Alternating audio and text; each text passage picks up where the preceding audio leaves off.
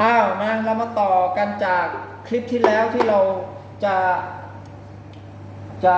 ทดลองระหว่าง V8 กับ V8 ครับนะครับบีเทิลกันเมื่อกี้คลิป1นะเราทดลอง V8 ไปแล้วนะเดี๋ยวเข้าไปดูนะเชิดเกียรติ Channel นะครับภาษาอังกฤษนะ CHERD KIET CHANNEL เชิดเกียรติ Channel นะไม่พร้อมทำเพลงเรามาเริ่มของ V8 อัพไปเลยปุ๊บเสียบไม้นะช่องเสียบผมมีทำคลิปเก่าๆไว้แล้วนะเดี๋ยวยังไงย้อนไปดูนิดนึงนี่นะครับเสียงที่เข้าโอเคไม่เป็นไรตรงนี้เราบอกไว้แล้วช่องที่เสียบเนี่ยช่องไลท์1 2 3เนี่ยเสียบได้หมดแล้วก็อันนี้สายออกก็ใช้สายผมเสียบเป็นสายใหม่ช่องสาย RCA นะโอเคอันนี้เราเปิดเครื่องสวิตช์อยู่ด้านบนนะป๊อกแป๊กออนออฟโอเคไฟติดละอันนี้ต้องอย่างแรกเลยเทสก่อนว่าเสียงออกไปหรือยังตัวนี้วอลลุ่มออกนะครับลบ1 2 3 4ลบตอนนี้เสียงออกไปแล้วนะครับโอเคเครื่องใช้ได้แล้วอันนี้เรามาลองปุ่มข้างล่างปุ่มเสียงนะที่เขาแถมมาให้ตัวเอฟเฟกต์เนี่ยมีอะไรบ้างแตกต่างกันยังไง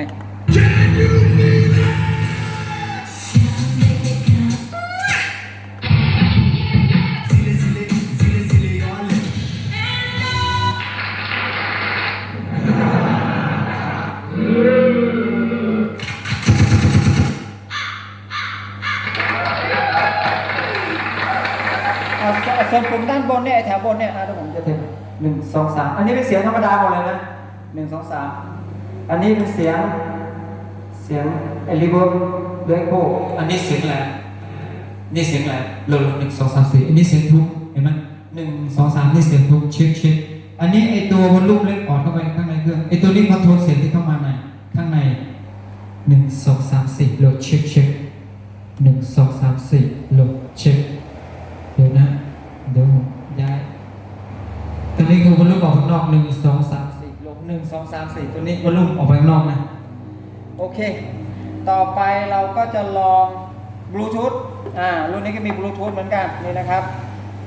อย่างแรกเลยเมื่อกี้ V8 พาร์ทมันชื่อ Synco Audio เนาะเราจะมาดูว่า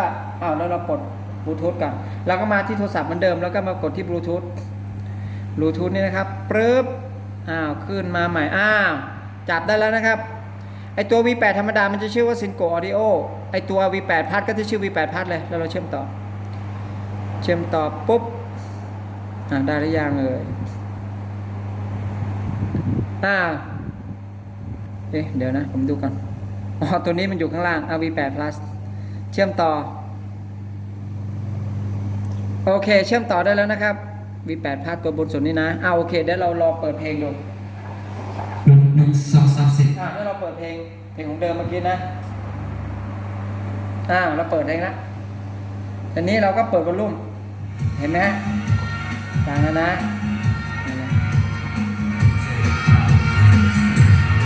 อันนี้เปิดจากบลูทูธนะเปิดจาก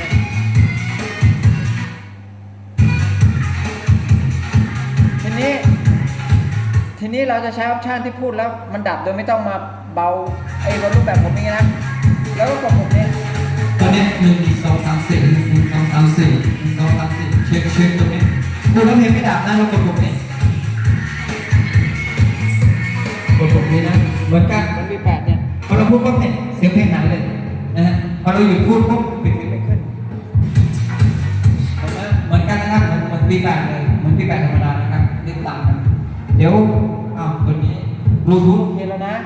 บลูทูธโอเคเหมือนกันอันนี้เรากดออกก่อนเราจะลองมาเปิดเพลงจากคาราโอเกะเดี๋ยวผมตั้งเสียงไว้ก่อนประมาณ1 2 3 4โหลดเช็คโหลดเราก็ตั้งเสียงแล้วก็เอาแบบจำใจชอบเลย1 2 3 4โหลดเช็คโหลด1 2 3 4เช็คโหลด1 2 3 4โหลดเช็คโอเคนะครับเดี๋ยวลองเพลงดู1เราก็มาเสียงกัน1 2 3 4โหลดเช็คเดี๋ยวเรามาเปิดเพลงนี่นะโอเคอันนี้ดังแล้วนะได้จากบิทอันนี้V8 พัทนะครับ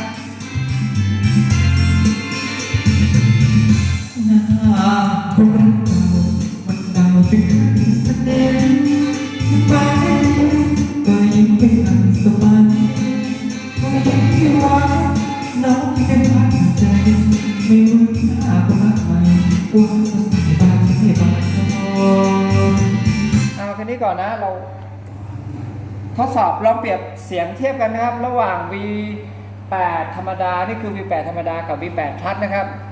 ส่วนราคาเนี่ย V8 ธรรมดาเนี่ย V8 ธรรมดาเนี่ย750 บาทส่งฟรีเก็บเงินปลายทางนะครับส่งฟรีเคอรี่เก็บเงินปลายทางส่วน V8 Plus เนี่ย850ส่งฟรีเก็บเงินปลายทางเรามีสต็อกนี่นะเรามีสต็อกเนี่ยพร้อมส่งเราเปรียบเทียบกันดูนะครับ สวัสดีครับขอบคุณที่รับชมนะครับเดี๋ยวนิดนึงใครที่จะโทรสั่งเนี่ยให้โทรสั่งมาที่เบอร์ 0940544696 นะครับ 0940544696 นะครับ 0540544696 สวัสดีครับ